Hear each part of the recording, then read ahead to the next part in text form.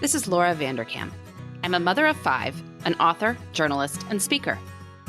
And this is Sarah Hart-Unger. I'm a mother of 3, a practicing physician, and blogger on the side. We are 2 working parents who love our careers and our families. Welcome to Best of Both Worlds. Here we talk about how real women manage work, family, and time for fun. From figuring out childcare to mapping out long-term career goals, we want you to get the most out of life.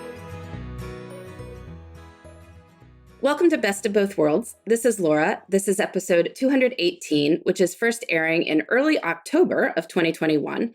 Sarah is going to be interviewing Dr. Lakeisha Johnson, who is a literacy expert. We're going to be talking all about children and reading. A lot of great stuff to learn there. Can't wait to listen to that. So we thought we'd talk a little bit about fall reading as well. Sarah, what are you reading these days in the cozy season of fall, which I guess is not so cozy in South Florida?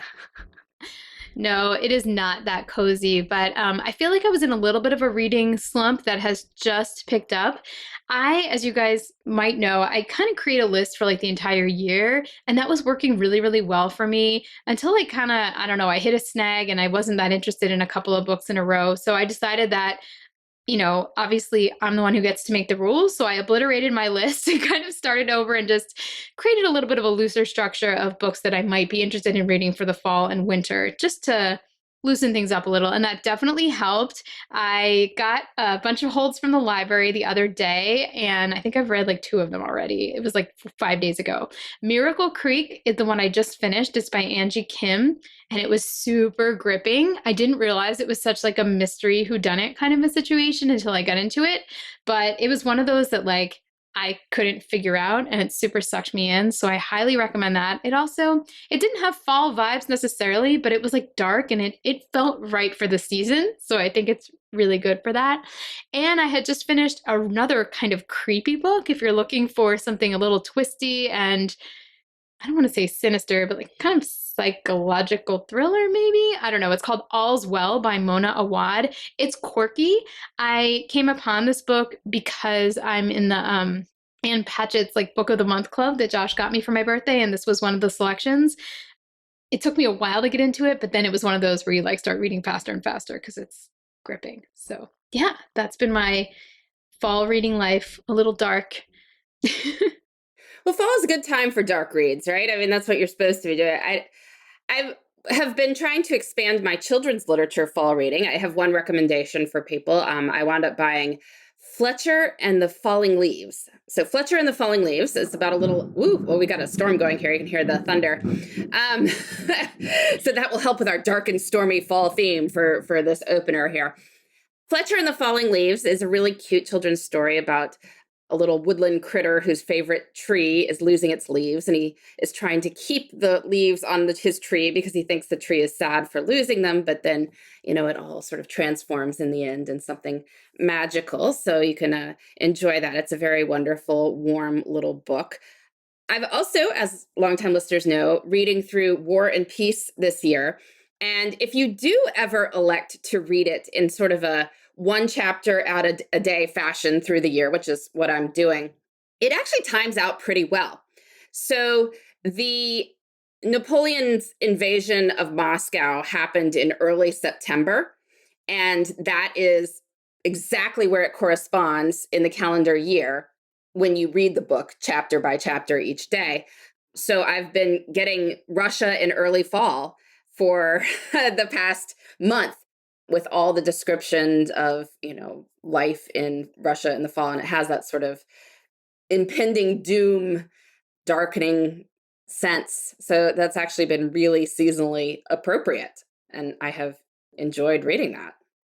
That does sound very fall appropriate. So fun fact, in the interview that you're about to hear, thunder comes up again. So this can be our dark and stormy episode. I love it. Perfect for our first October episode of the season.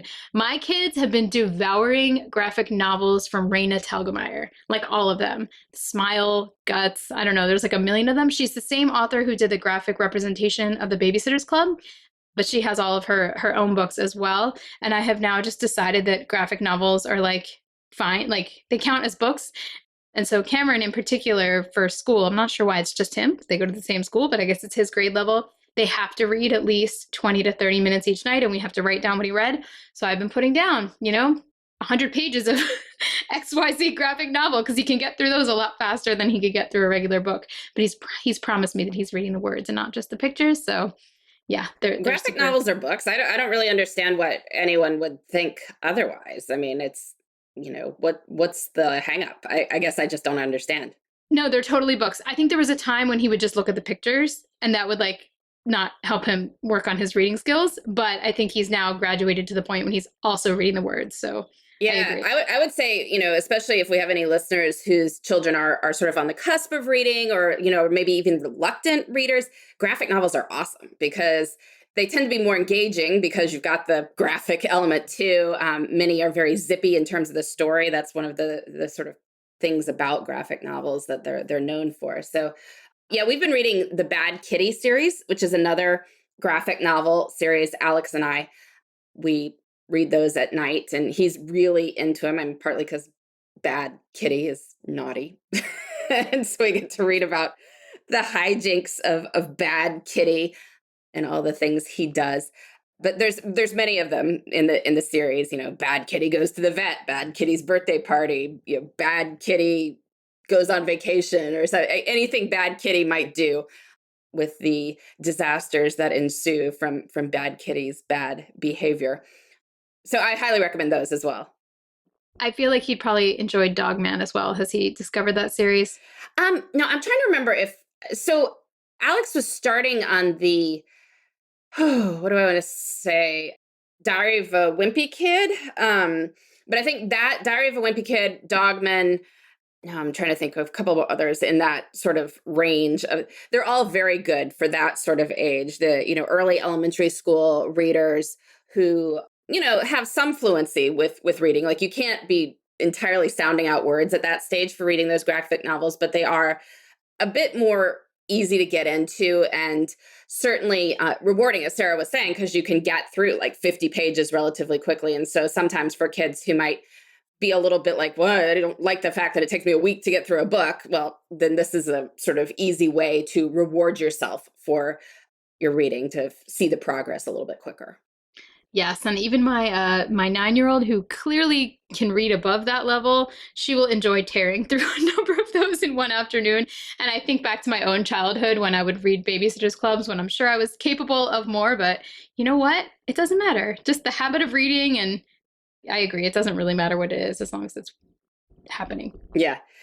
So Michael and Ruth have been reading through the Nancy Drew books, the old school ones, right? Like the ones that came out in 1940, 50, whatever. And so I think that's been good for, although some interesting historical things that you're like, wait, what?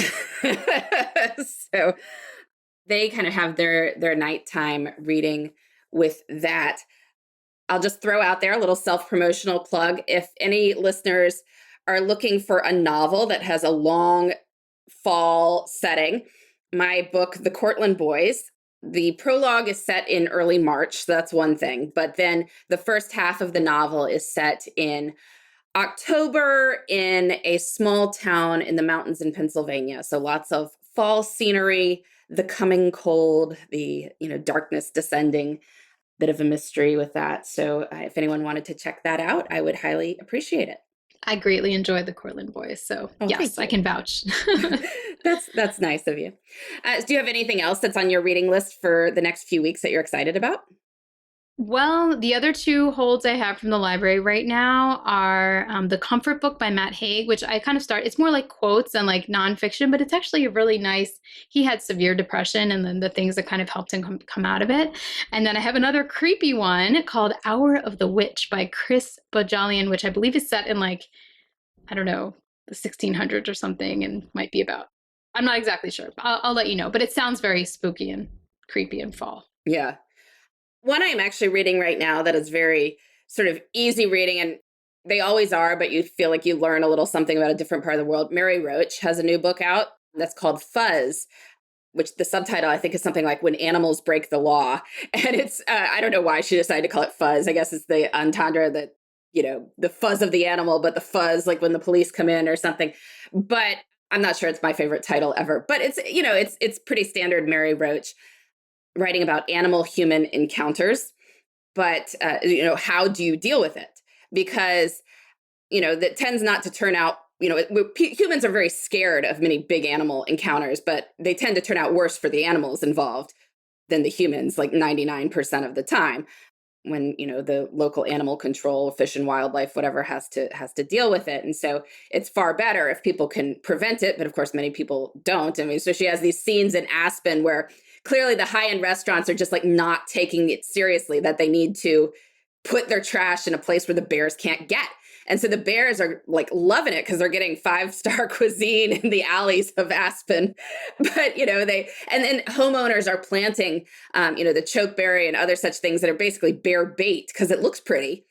But there needs to be such like education of like, don't do that, because then once animals are in the homes and figure out how to open French doors and get into houses, like they basically have to be put down because they'll keep doing it. But then of course that's really sad because this is, a wild animal that, if they had been able to keep them separate from humans, it wouldn't have gone that way. But, there's a whole bit about elephants in India and the encounters there, which they have actually a different policy of not putting down the elephants. So how do you then deal with that when that's the reality?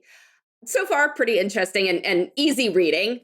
So not going to tax you if you look for sort of nonfiction reading that isn't going to ask too much of you. I was finding that this is a good before bed sort of reading. No, that totally sounds like a fun read. I think one of my parents or my sister actually texted me that recommendation. So, when you hear about a book from two different sources, you should probably just read it. Yep, exactly. I think. All right, well, let's go ahead and take our ad break, and then we'll be right back.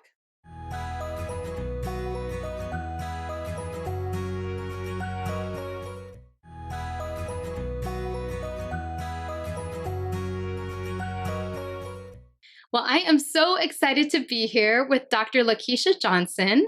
She is a PhD and an assistant professor at the School of Communication Science and Disorders at Florida State University. Welcome, Dr. Johnson. Thank you so much for having me. Please do call me Lakeisha. Okay, perfect. Well, I can use them interchangeably. But no, we're so excited to have you on the show. We love to talk about reading and books and kids, but we only know it from like that amateur perspective of our own experiences. So we're very excited to bring in an actual expert on the field. Can you tell our listeners a little bit about what you do? Sure. So as you said, I'm a professor at Florida State University and also a reading researcher. So everything that I do is related to language, literacy, and that its development in young children.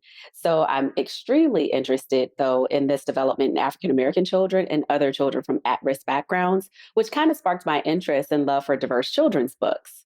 So I'm really excited to talk with your listeners and you more with all the things related to language, literacy, and reading.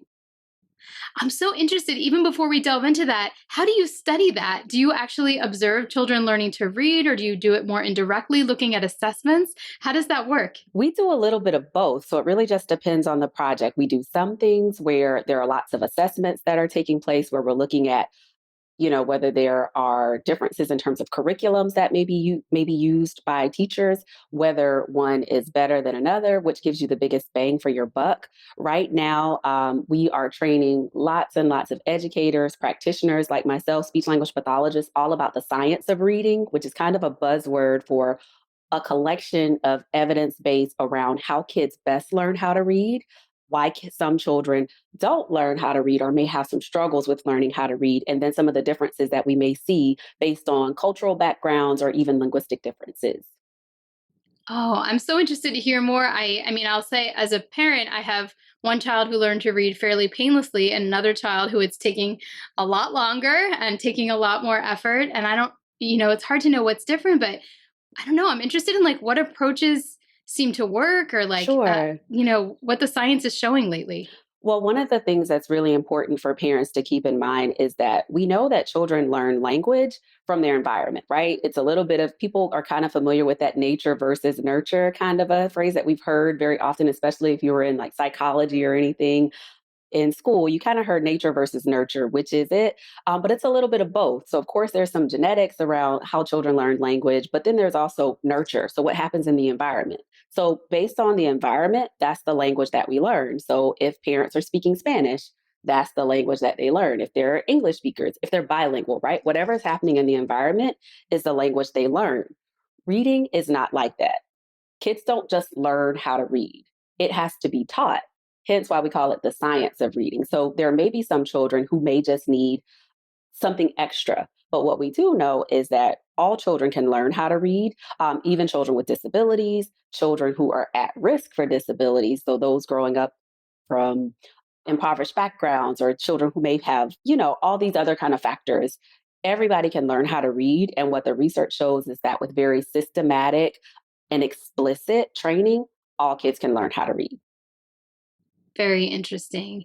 And it sounds like, at least from what I've read more recently, like the phonics approach, there were some other things that came into fashion, but it seems like the phonics approach has reigned supreme. It has definitely reigned supreme. So yes, you're referring to the reading wars, which has gone back and forth, back and forth. It's re-emerged again as of late, but we know that phonics is the best way to teach kids how to read. So being able to learn those letters and sounds, letter sound correspondence is what we call it. So B is always going to make the B sound. That's phonics, right? And being able to decode.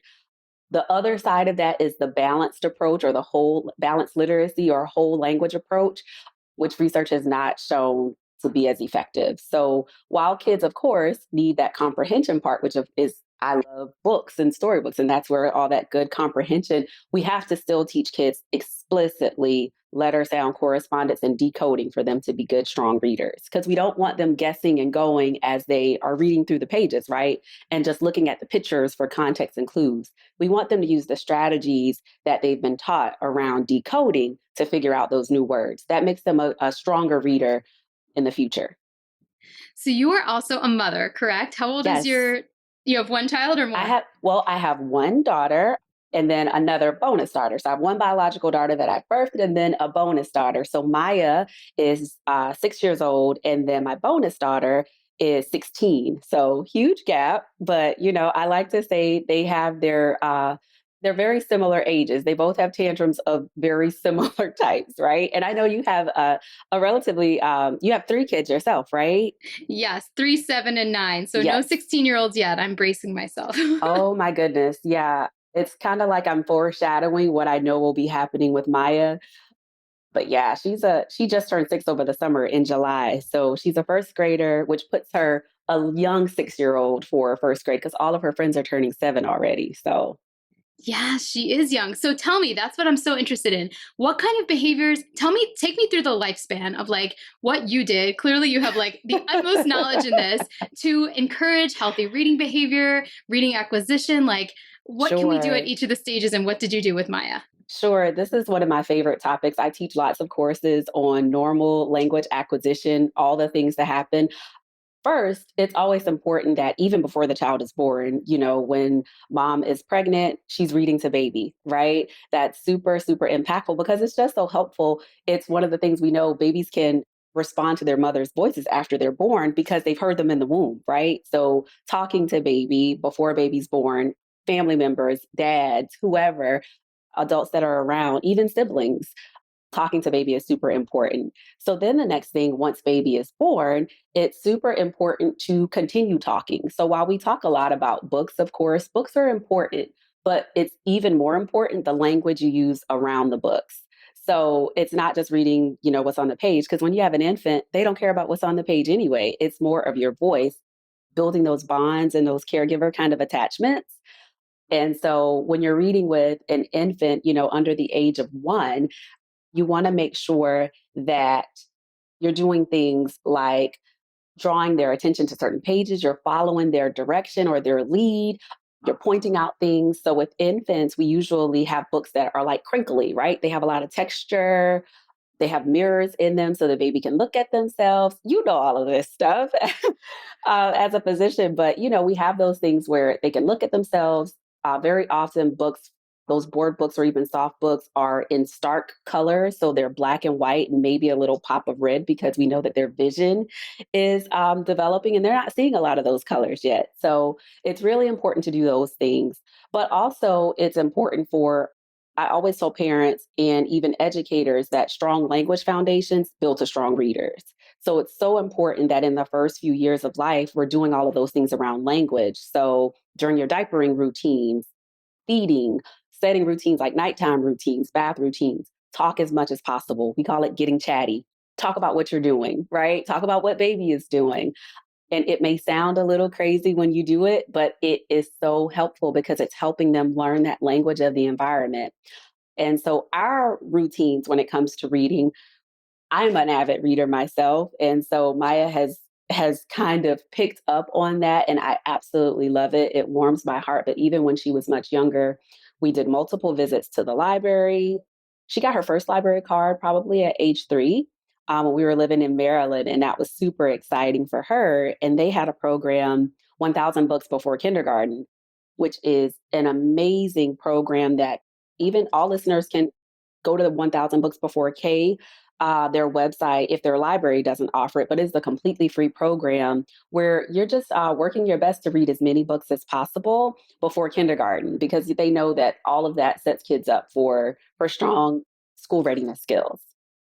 So it is actually 1,000 books before kindergarten, and people track it. Like, yes, is it yes, they have trackers, they have apps, so you can track the number of books that you read. At our library when we were living in Maryland, every 100 books, you could go and the child would get like a little sticker or some kind of little token. And it was so cute. They would move their fish across the sea. So every part of the sea was 100 more books. And then at 1,000, they had this huge little celebration in the library. The child gets to ring a bell. They get these gifts and prizes when they make it to 1,000 books.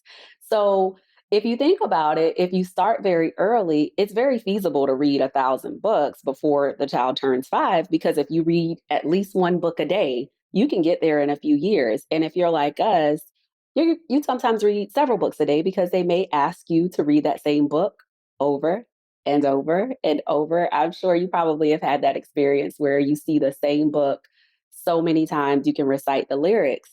It's important for parents of young children to know it is perfectly fine to read that same book over and over, right? Because sometimes we're like, why are we doing this again? But it is so good. And it's for many reasons. One, it helps the child with vocabulary, right? So they're learning all these new words. Every time you read it, you can ask different questions. It's also helping them kind of pick up on the inflection, like the ups and downs in your voice. So that when they read the book themselves, they kind of are you're modeling for them what it's like to read, what it's like to turn pages. And so they pick up on, if they're repetitive lines like brown bear, they pick up on that and they can fill in the blank. So it's really, really important. So even though it may be painful sometimes to read that same book over and over and over again, it's really, really good for their language skills. I feel like it depends on the book. Like certain books I don't mind reading a million times, and others might have like a really awkward cadence, and you're like, No, not again. Well, see, the good thing, what I do when that happens, when Maya's stuck on a book that I am completely over, I try to slide another one in on the same topic, right? So I then like, okay, well, look, I found another book about animals, or oh, I found another unicorn one, right? And I slide that one in and kind of make sure I can get rid of it and maybe then hide it. Because that's the other part too. It's really, really great. I tell both parents and educators to have kind of 2 bookshelves at home, right? So a place where you have your books. It can be one that's themed or thematic. So right now, of course, we're just entering fall. So you may have a couple of books from the library that are on fall themes, but then so that's kind of your rotating library. But then you also have your books that are kind of stable, a few favorites, a few new ones that you want to introduce them to. So that way you can also swap out some of those ones that they always go to and you're introducing them to new topics.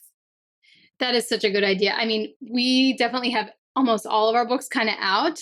but you're so right. It tends to lend itself to like the same The ones same being ones picked. being And I wonder picked. if a few of them were a little bit less accessible and we Hmm. made more effort. I love the idea of like making sure you have a little seasonal shelf going on. Yeah. And it doesn't even have to be a shelf. It could be a basket. Like I grab like the little bins or baskets from Dollar Tree or Target. And then that becomes, and, you know, we add some little festive kind of things to it, but that becomes the book bin for the month or for the season or whatever it is, the specific topic. So then she knows, oh, and we also keep our library books separate. So we keep our library books separate from everything else. So we know that those are the ones that have to go back. We treat them very differently than our own books, right? So I love the idea of multiple either locations or shelves for books. So Maya's getting to the age where there might be two types of books, right? Books that she's not ready to read on her own. Although Right. I have this feeling you might have an early precocious reader on your Yes, hands yes. somehow. But and then books that are more like completely her level. How did Mhm. you start working them in? And what, if any, approach did you use in actually teaching Maya to read, or did you leave that mostly to her Sure. educators? You know what?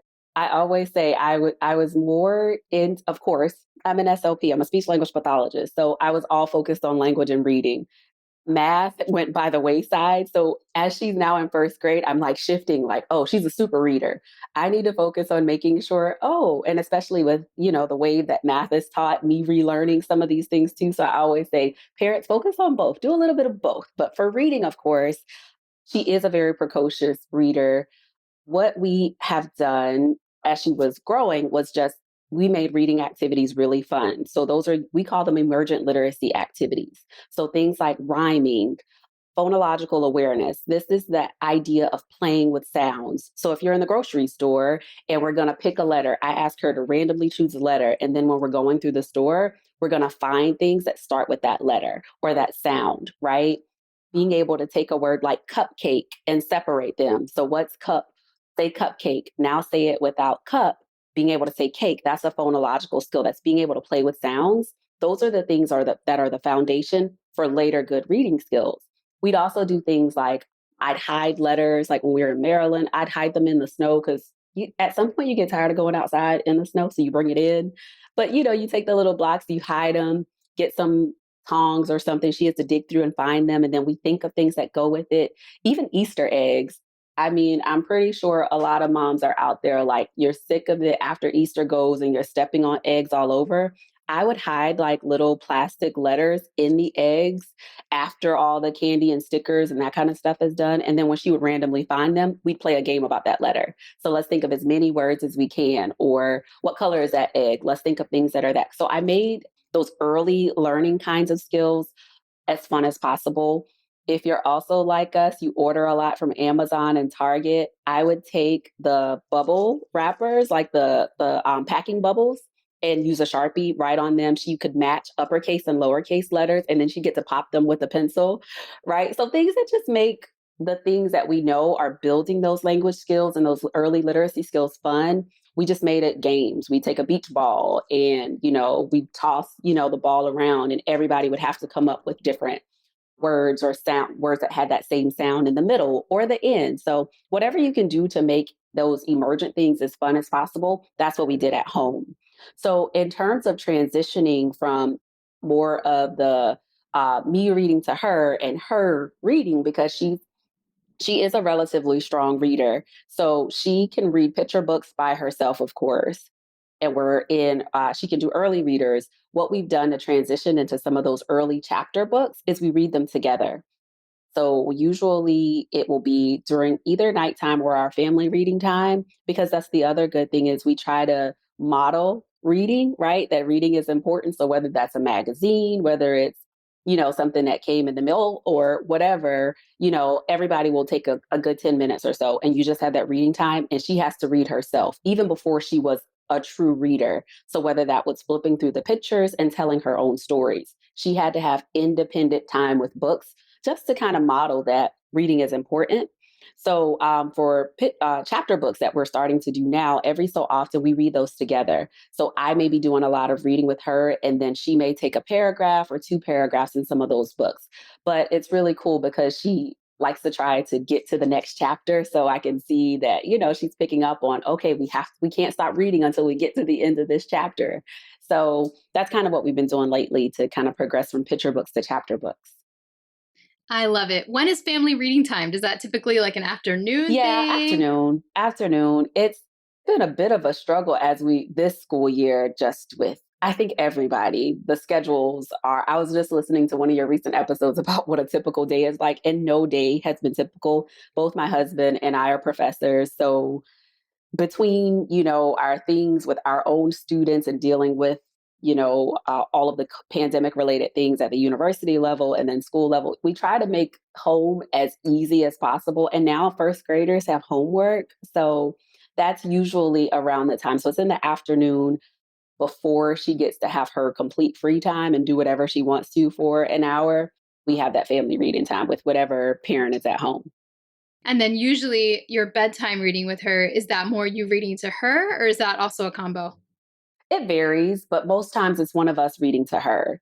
And we have our nighttime routine has been the same almost her entire life. From once we go up, we don't come back down, you know. And she has, I am very blessed. She's been a good sleeper her entire life. Maya goes to bed at 7:15.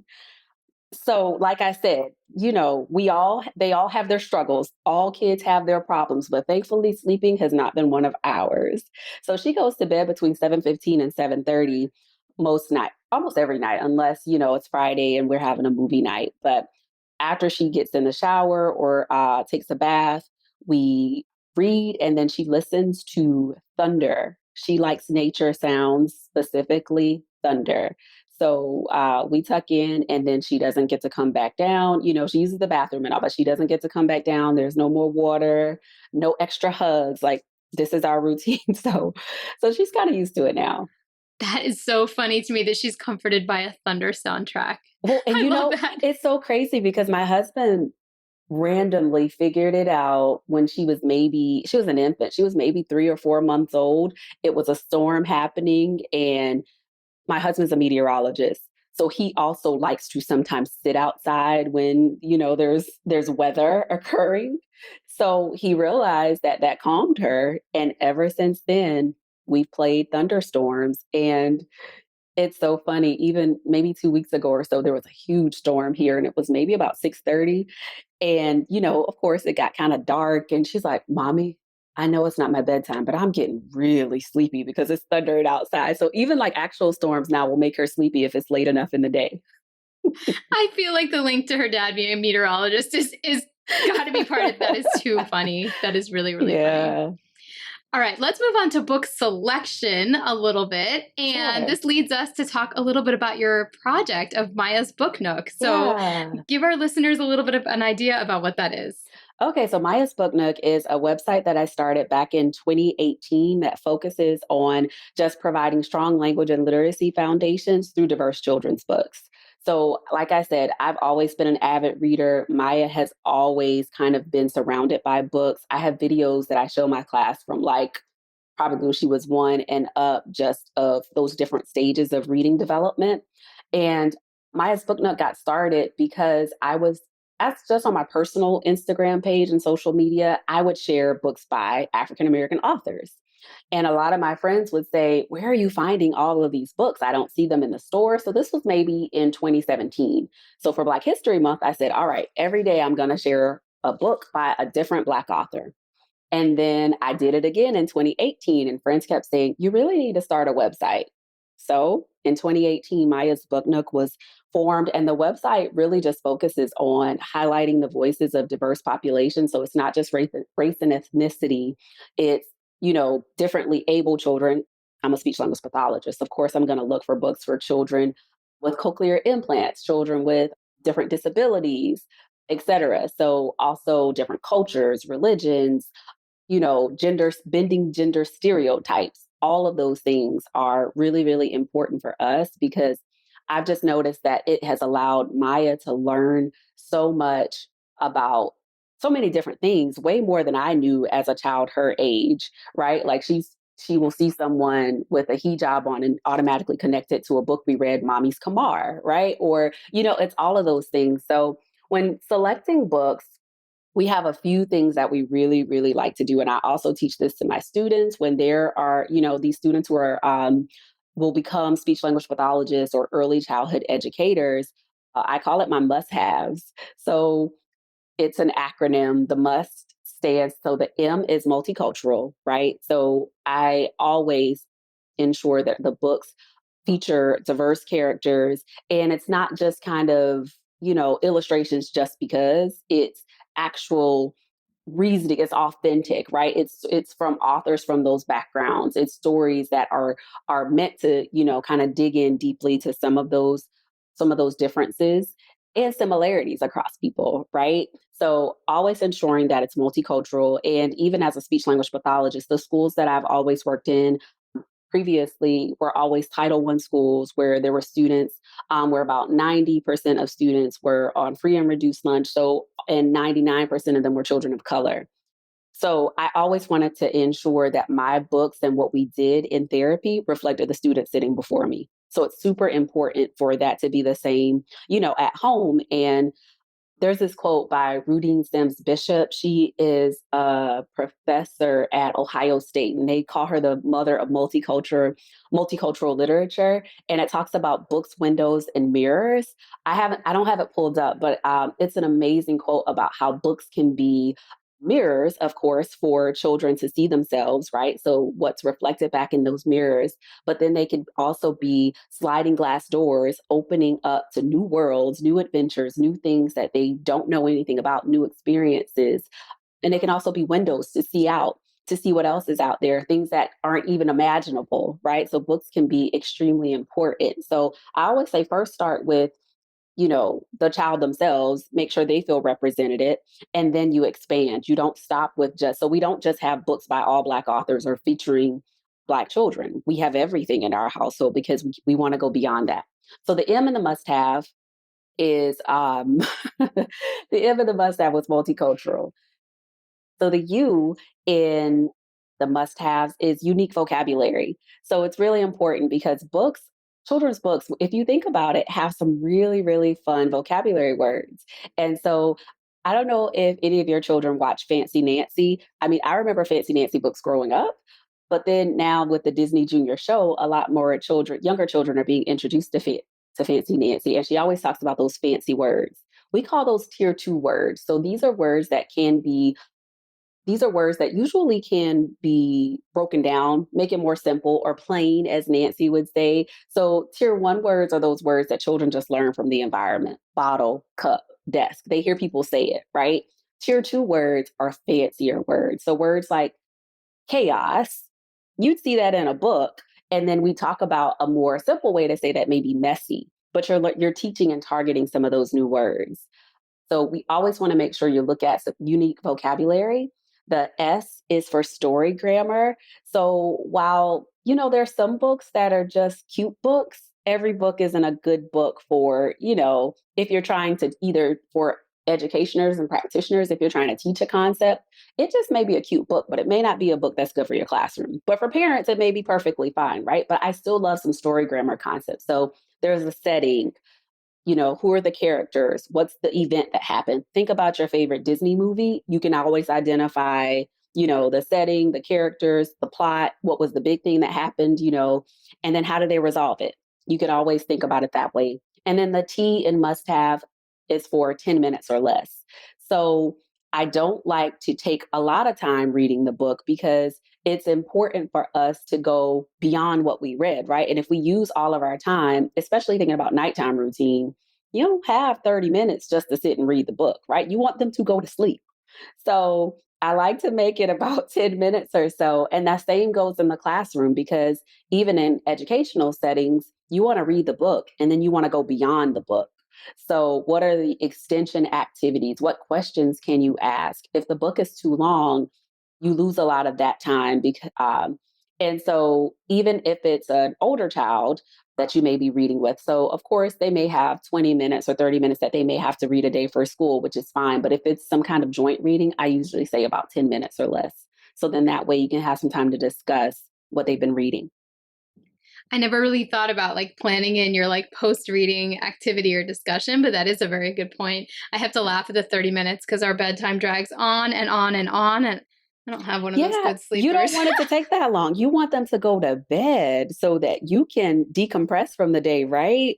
And if I It know, sounds so I nice. know, I'm telling you, we are blessed in that way that she has her other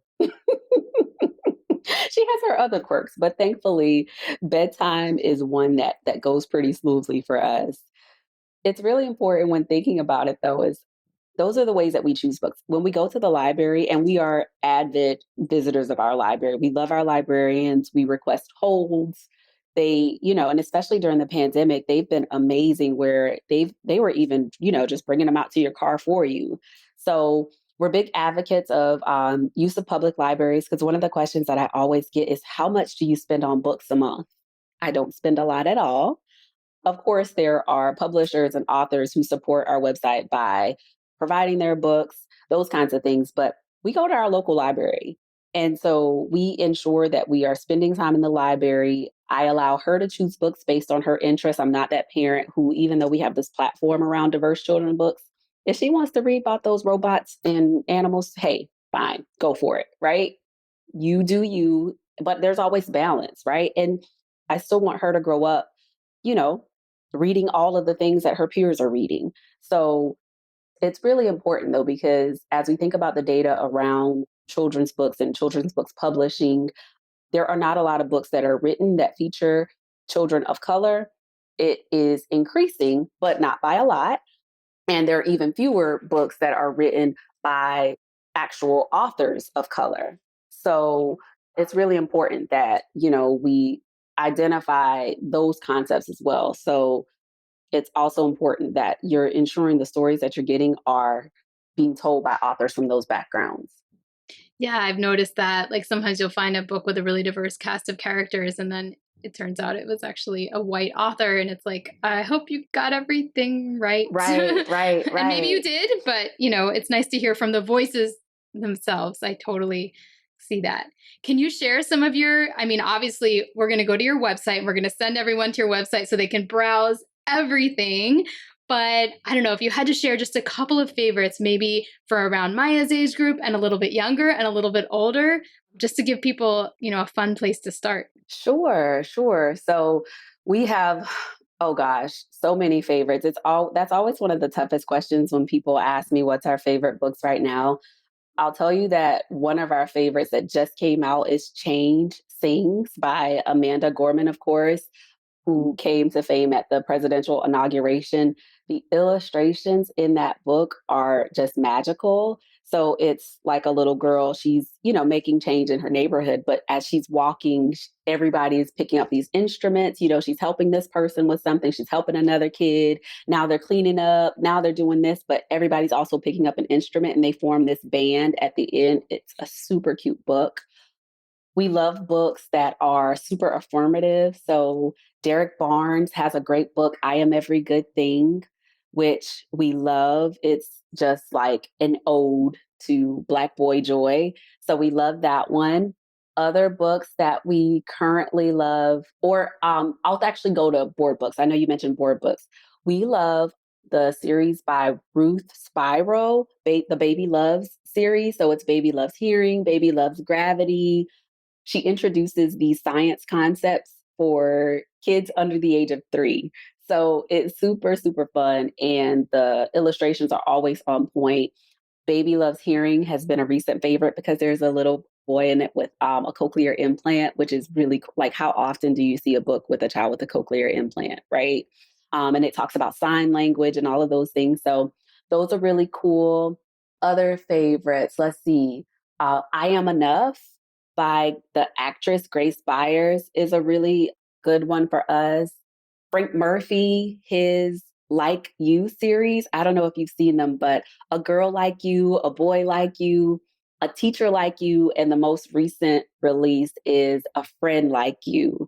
And so we loved A Teacher Like You. That was our teacher appreciation gift last year for her teachers. We gifted them, Maya got to write a little message in the books and we gifted them to her teachers. So we love books for all occasions. For all occasions. If I'm getting a gift for your child, it's more than likely a book. I love it. And I love the theme. And it's true. Like there is a book for every occasion. You like there's so many books out there that like you can find that exact specific thing that you're looking for if you look hard enough.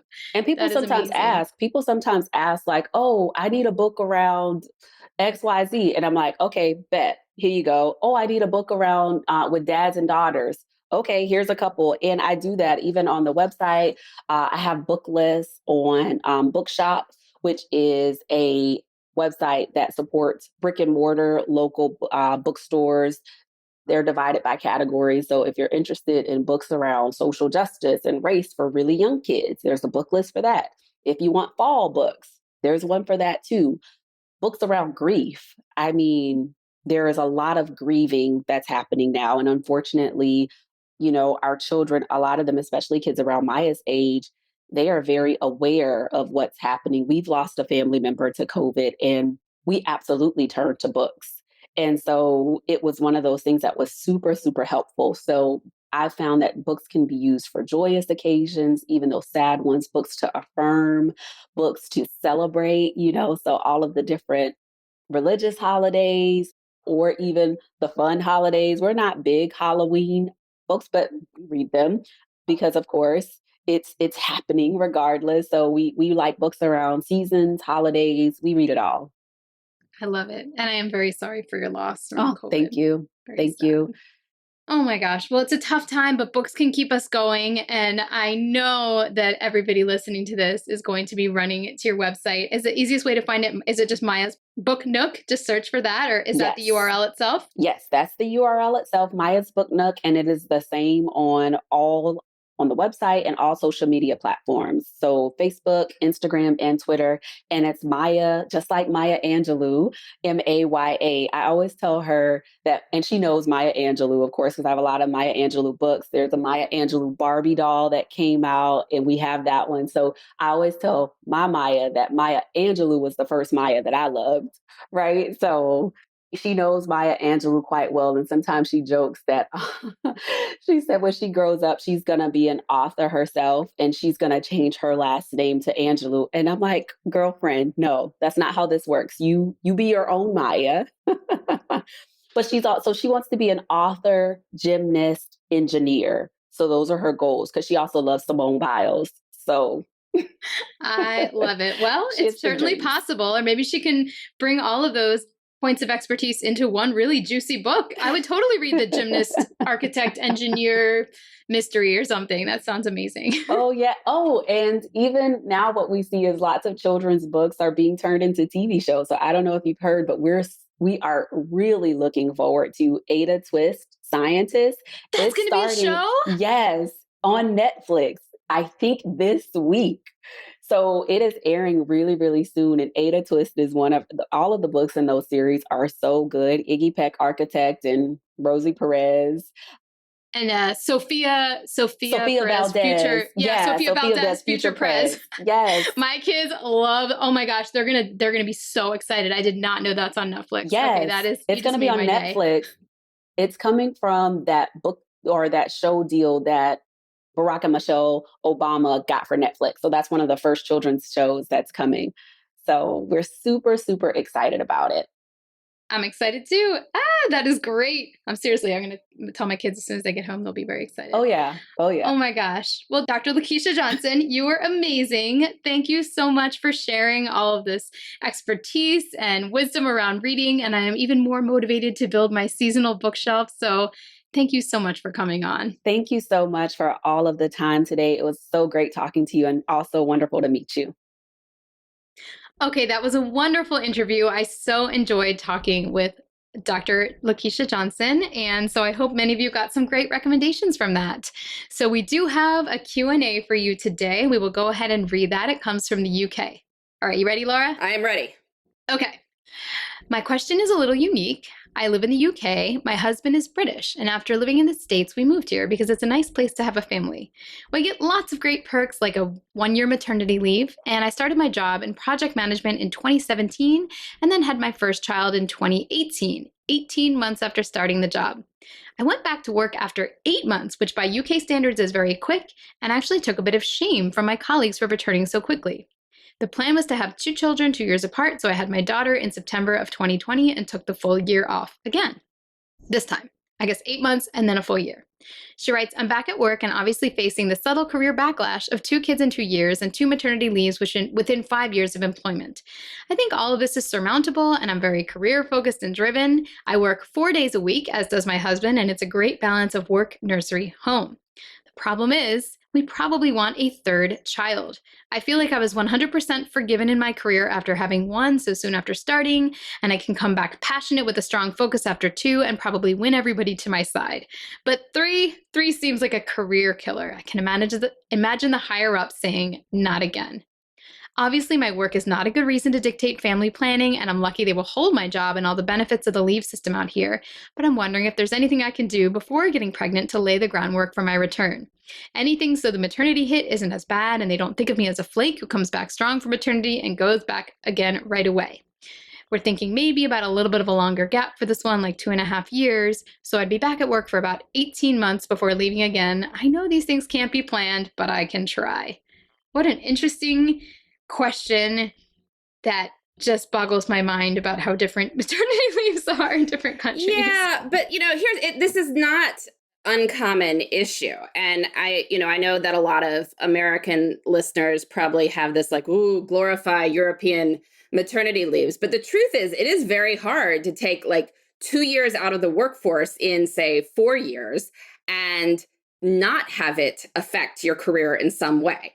Again, maybe your job is held for you, but your connections move on. Like your skills may not be there as much as they would be if you'd been working continuously. Then glass ceilings people face because of taking this long time out. And then they face a different bind because, as this woman said, you can encounter a lot of like shame from people if you don't take the whole time. But if you're sort of career oriented, it can be hard to take the full time.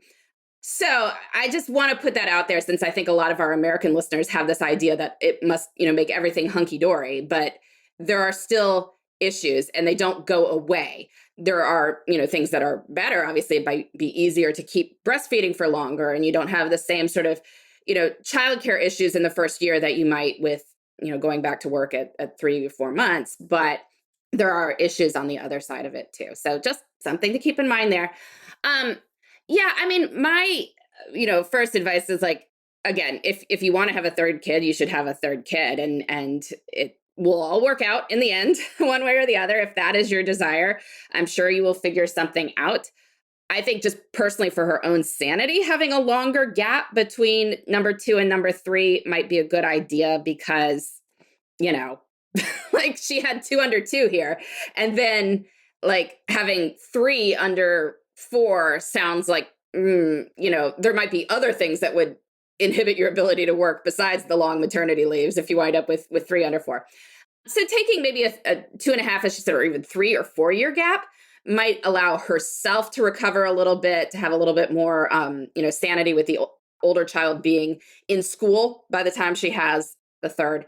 I realize, like, who knows if she wrote back, she's not 40 years old. Like she's young enough that this is doable. So that's something to put out there as an idea. If she's concerned about it, she does not have to take the full year. I mean, obviously she can, but I think that is a personal choice. And it sounds like her husband has some flexibility in his job too. So maybe he can work out a situation where he could take a slightly longer paternity leave and they could stack it. And so they still had somebody home with the kid for the first year, but maybe he could work out something with his job that he had some more time off. And so she could go back at what seems like an appropriate time in her career. Like she has a reason for it. Like, I don't know, the start of the new year, or maybe it's the start of a busy season or something. And if anyone says anything, which again, it's not their business, but if they do, be like, oh, well, we decided that we wanted John to have some time with the kids. And I'm really excited that John is getting to be home with the kids right now, or just, and so on, as a way to put that out there. She can also take these next 2 years to really focus on the soft side of her career, there is always, the temptation and the stereotype when you are a working mother that kind of put your head down and get done exactly what you need to do. And you work through lunch so you can get out of there early. And, that's a bad stereotype. And certainly not everyone does that, but you don't want to play into that. So really do other things. Like she talked about setting up a mentoring program at work. I think that would be a great idea, right? Like she could mentor other people and rope other people in to mentor. And that sort of sets you up as being the big person making things happen, which again, it's just a position of power that you are the one setting up even these mentoring relationships. Do the lunches, do the coffees, go to the, any travel or conferences or whatever that you can. I mean, you've had this whole year at home. You've really been, as you think about work-life balance, you've been way on the life side for the past, year. And in fact, almost 2 years out of the past 4. So it's okay to invest more in the work side right now. Like, I don't think there's any, why don't we look at balance holistically as opposed to, balance on any given Tuesday, right? So those were sort of my suggestions. I'm curious what you think, Sarah. Yeah, I think a lot of that makes a lot of sense. I also agree with you that this question is just very interesting. Not from a like, ooh, that I'm so jealous perspective, but just like, wow, there are things I didn't think about. Especially the shame portion of getting shamed for your colleagues for taking an 8-month maternity leave rather than a 12-month maternity leave. Like, wow. I mean, that's so interesting. I don't think the men are expected to take a 12-month maternity leave. So what a double standard there. I don't know if it's more of a like, is pumping thought, and you were pumping maybe? I don't know if you were or not. Is that considered bad, or is it considered shameful not to do so? I don't know. I'm interested in this, and I'd love to have, international listeners even teach us more about this aspect of the culture that's a little bit different. But despite the quote unquote shame, I say do what you want. So if you don't feel like you want a full year away and it worked for you to take less, well, know that there's lots of Americans doing it and turning out okay. I know it's sort of backwards from what the ideal is. And I think people should be able to take what they want. Let me be clear. If you're unhappy with a short leave and want to take more, you should be able to do that too. But just because you can take a long leave doesn't mean you should be forced into doing so or shamed for not doing so. So that's my one thought. The other thought is about the gap. Fully support the gap. I mean, I have almost 4 years between Genevieve and Cameron, and that doesn't even honestly feel that long. They still can go to the same school. They can do similar activities. I'm sure that's going to feel wider when they're a little bit older, but to me, it doesn't, a big gap is like 8 years, 10 years. I think 4 or 5 years is honestly fine and does give you a little bit of breathing room and time to build up some career capital or a niche in between that might make you feel better. And it'll also put, your other leaves farther in people's rearview mirror. So it doesn't seem like you just left. It'll feel like, oh yeah, she hasn't done this for a long time. She's been with us for years. And now she just is having one more. And I think that might lessen the backlash on that side. So yeah, very interesting question. Thank you for submitting, and you'll have to let us know what you decide. Sounds good. Well, I guess we won't hear for like 3-4 years because that's what she's looking at here. We will follow up in 2025. 2025. All right. Well, this has been Best of Both Worlds. Sarah's been interviewing Dr. Lakeisha Johnson about literature and reading. And we will be back next week with more on making work and life fit together. Thanks for listening. You can find me, Sarah, at theshoebox.com or at @the_shoebox on Instagram. And you can find me, Laura, at lauravanderkam.com. This has been the Best of Both Worlds podcast. Please join us next time for more on making work and life work together.